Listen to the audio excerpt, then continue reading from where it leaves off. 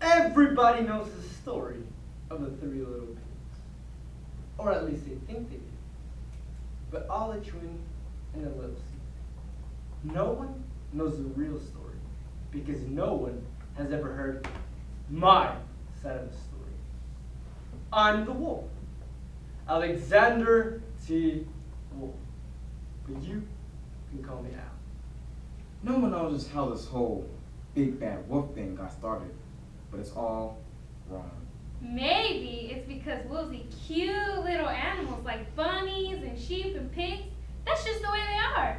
If cheeseburgers are cute, folks would probably think people were big and bad too.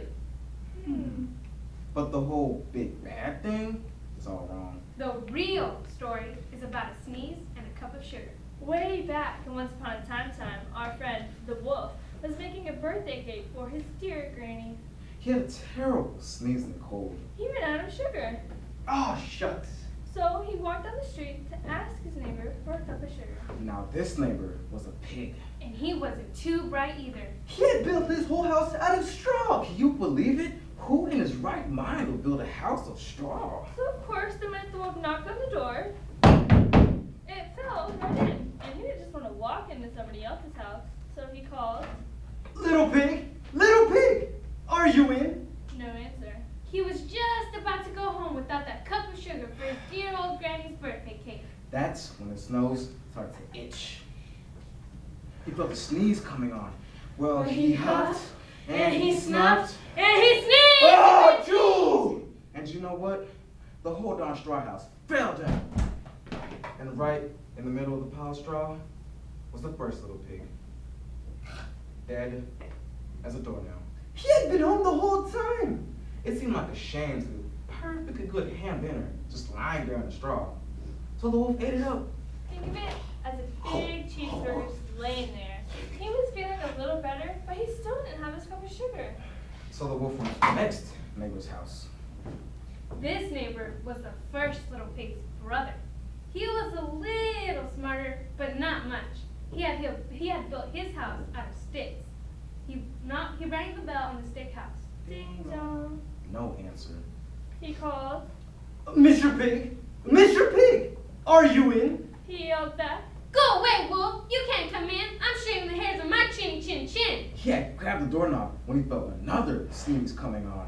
He huffed and he snuffed and he tried to cover his mouth, but he sneezed. Oh, Jude! And you're not gonna believe it, but this guy's house fell down just like his brother's. And when the dust cleared, there was a second little pig. Dead as a doornail. Wolf's honor. Now, you know food will spoil if you leave it out in the open. So the wolf did the only thing there was to do. He had dinner. Again. Think of it as a second helping. He was getting awfully full, but his cold was feeling a little better. And he still didn't have that cup of sugar for his dear sweet opening birthday cake. So the wolf went to the next house.